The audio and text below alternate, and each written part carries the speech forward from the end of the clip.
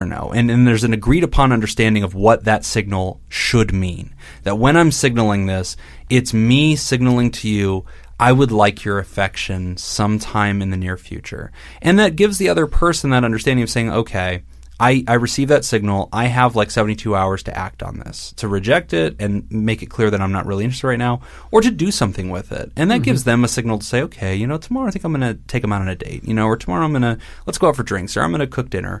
And it still has a little bit of that spontaneity to it while also being something that's planned.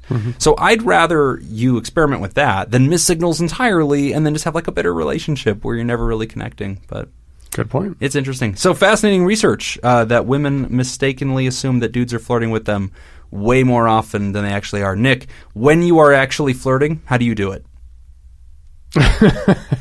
How do I know for sure? How do I know for sure that you're coming on to me? I just want to make sure I don't misunderstand the signals. I think we can just say in general that I'm not. Okay, but I know what you're really trying to say.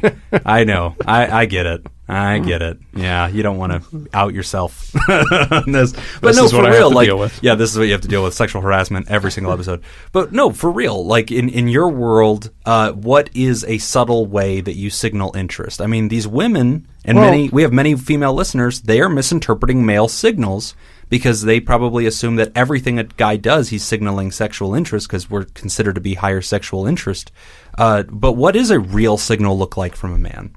Well, for me, I think it goes back to, again, the love languages. Okay. Understanding, what certain things mean to you and what are the things that you respond to. Like for me, and this can be a problem sometimes because we believe that what works for me is the same thing that's different for everybody that they're going to respond to. Right. So for me, like physical touch is very important. So there's, that's kind of a sign. But, so here's what I think I hear you saying. I hear you saying the language that I receive affection in is usually my natural way to give send affection. That signal. Yes. Got it. Yes. So if you know this about me, that physical touch is my receiving language, it is likely that if I'm, rubbing your shoulders or putting my hands on you and making contact intentionally, I'm signaling interest right now. That's so it goes back to your point. Take the time as a couple to try to figure this out about each other. Yes, absolutely. Because it will teach you a lot about their signals and what they're trying to say. Yeah, because for some people, they may not respond to that. Is so true. Or there's some people that physical touch, like they just come from a culture where that is more acceptable, and it's kind of when they talk to somebody, they put a hand on their shoulder or they touch their forearm or something like that. They may not pick up on those cues as being flirtatious, right, or of interest. So there's other things that could happen, or other ways of sending interest, such as compliments. Some people respond to verbal affirmations. Acts of kindness is another one. So things that I do for you. Hey, I was out today and I bought you this. Right. I thought you might like this. Yeah. So quick story on that, because I did learn about the languages, and it was important for my marriage because I had no clue. And we felt disconnected a couple years in. I'm thinking, man, I really love this girl, but she doesn't seem to be affectionate toward me. I never got it. But then if you asked her, she'd be like, oh, I'm head over heels for you. But like we were two ships passing in the night. I never knew how to catch that signal. And I read the languages, and suddenly my lights just turned on, because one of them was acts of kindness. And I realized that was how she showed love for me. Like she would cook for me. She would do nice things for me. She'd randomly think about me and bring me a coffee or just go out of her way. And I was just like, thanks. So that was nice of you. So never thought about it. I wonder then if that's how she showed it to you, that's what she is expecting for her. So once I figured that out and I read the book, I was like, I'm going to test this theory. And so like on a Saturday, I went and she was sleeping and I went and took her car and got it washed. And like she, was about to go somewhere with a friend. She got in her nice clean car and everything was, and she was like stunned, like, I love you so much. And I was like, whoa, that was the best $10 I've ever spent. But that was when I realized, like, whoa, like that was a very small gesture that I would never interpret as love. But in her language, it was. So, Nick, that's great advice to the listener. The way that this research teaches us how even long-term couples miss each other's signals, a way that you're recommending to get through that is pick up a book like The 5 Love Languages and try to understand how each other speaks and receives love. That will teach you about what signals are real and what signals are false. Yep. We're going to take a break. When we come back, we're going to dive into our advice segment. You're listening to Pod Therapy.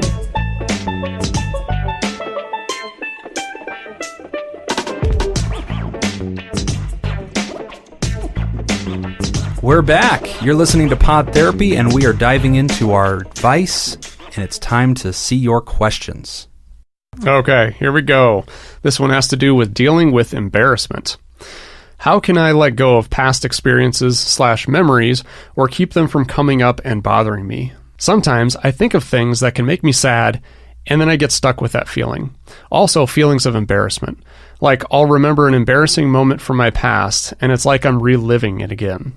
Not fun. Dude, I do this like 10 times a day. I do this all the time. Do you do this too? Oh my gosh. Yeah, there are certain things that even now, if I just think about, I physically cringe. Oh yeah. I had to like come up with a technique to get the thought out of my freaking head because it would hit me while I'm driving and I just feel terrible. I remember like in fourth grade, like bringing a sleeping bag to the reading fair because I was told that you were allowed to like lay out. None of the other kids did it, and I felt like a nerd. And like little things like that. I'm like, oh, why did I do that? Or a thing I said, or like, do you ever finish up a conversation or an interaction with somebody and you go home and like you just replay that whole thing? Yes. Over and over, you catch every little thing you did wrong. And it becomes very uncomfortable, and you have to distract yourself. You have to find something else to do to get the thought out of your mind. So I can absolutely relate to this. I cannot tell you how many times. I mean, it'll always be you're alone because you're just you're driving, or you're in the shower, or you're just brushing your teeth, and all of a sudden it's like, like this memory comes up. You're like, why did I do that? And it's like, dude, that was 15 years ago. Like, I have to self-talk. Okay, so let's tell them how we do this, because we're two therapists who go through this. So I call these intrusive thoughts, and they're just thoughts that flash into my mind, and they carry an emotional signal, usually shame, usually sadness, usually unresolved stuff. And they're automatic. These are intrusive automatic thoughts. They pop into my mind, and they try to teach me about who I am. They have meaning. And it makes me feel less than. It makes me feel embarrassed. Makes me feel not confident. And I guess I'm interested in how you deal with it. The way that I've invented to deal with this is I will self-talk through it. So I've had situations where, like that situation with the sleeping bag, it was like a book fair, and the year before when I was in third grade and I was a new kid at the school, all the kids brought like pillows and blankets and sleeping bags, and they got to create these little nooks to read their books for like 2 hours during the school day. It was really exciting. And that's how their teacher got them excited to read books. Then I was in fourth grade, and they were like, oh, it's reading day. And I was like, oh, I'm ready for this. And I had my mom like bring like blankets and sleeping bags and stuffed animals. And like, so I set it all up, and like nobody else did it. And like, I'm sitting in like my little sleeping bag with like animal pillows, like holding a Dr. Seuss book in fourth grade, and like everybody's laughing at me like, what a nerd. And I was like, dude, I am horrified. So like in that situation, that like blip pops up on my radar, and one of the ways that I've learned to deal with it is I will self-talk through it, and I'll reframe it. I'll say, Jim, you were a new student to that school. You didn't know. Nobody announced it. And the only data you had to go on was in third grade when everybody did do this. So you missed the signal that it wasn't going to happen, but that was normal, man. You were a kid. Give yourself permission to be a child and not have known the difference. Who cares? Yep. It doesn't matter today. But like I have to self-talk my way through it and like resolve it. Like, and it still pops up again, but like at least that makes the emotion go away. How do you deal with it? A couple things. For me, I'm a very rational person. Yeah. So if I can approach something from a logical, rational perspective, I can talk it down to where it becomes less meaningful. Okay. So, you know, for example, there's a lot of cognitive biases that we have. One of them is what's known as the spotlight effect. Oh, yeah. So this is the idea, the concept basically is that because something's important to us and we recognize it in ourselves, we assume everybody else does as well. Yeah. And we have to understand that that is not the case. That's not how it works. So, you know, example for me, at work, this happened about a year ago. I went to work, and I was wearing some nice suit pants, a button-down shirt, a tie, and I forgot my belt that day. And so to me, everybody knows. Yeah, it bothered me so bad. Oh yeah, because to me it was like that was on my radar. Yep. It was blatantly obvious. So when I walked in and I did my group, if there were people who were kind of a group that was laughing or kind of chuckling in the back, I was like, they're laughing because I forgot my belt. No one, I promise you, no one else noticed anything. Right. And so that's one of the things that I try to remind myself is just because it's on my radar doesn't mean anybody else has any clue what's happening.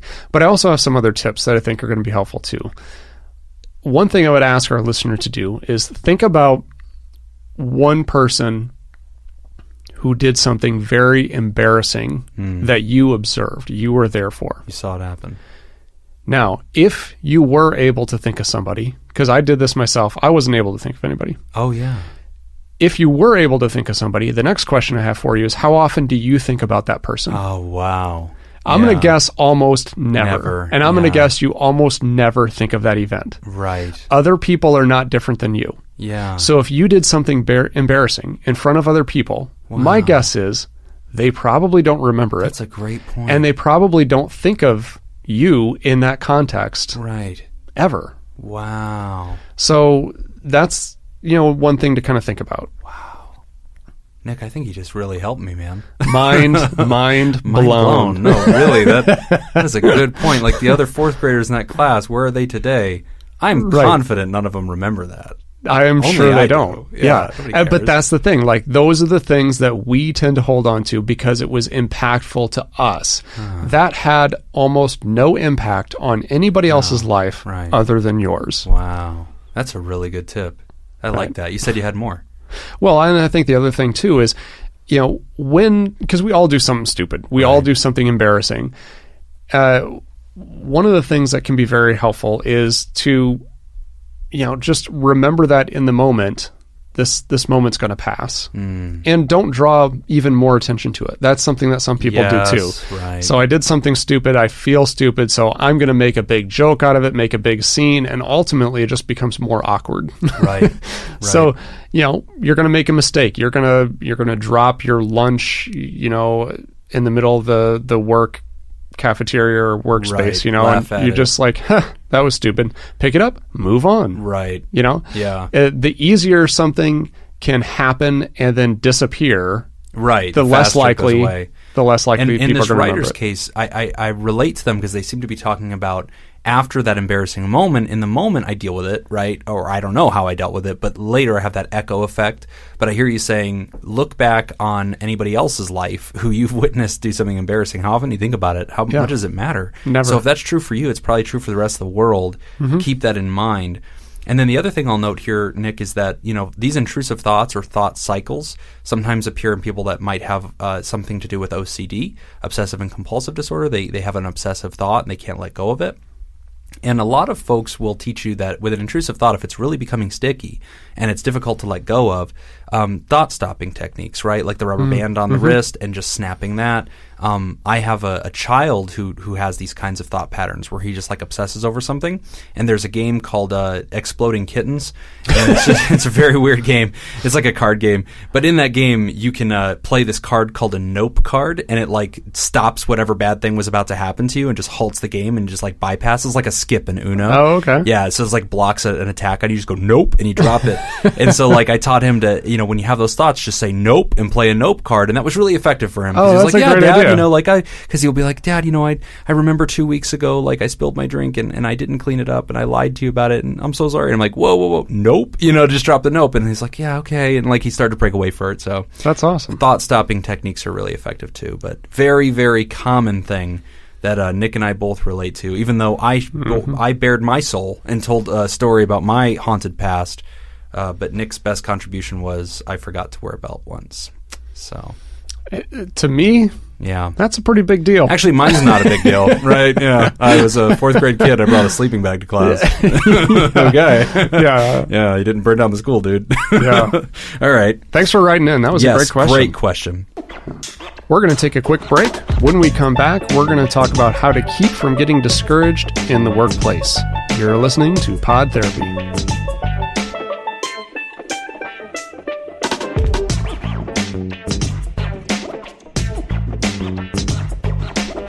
We're back, and this next question is keeping your spirit up. Hey guys, love your show. I've been having a hard time with keeping my heart open. I work in food and retail, and lately there's been a high number of people who are downright rude. I've been told to think everyone is doing their best, and they're using all the tools that they have.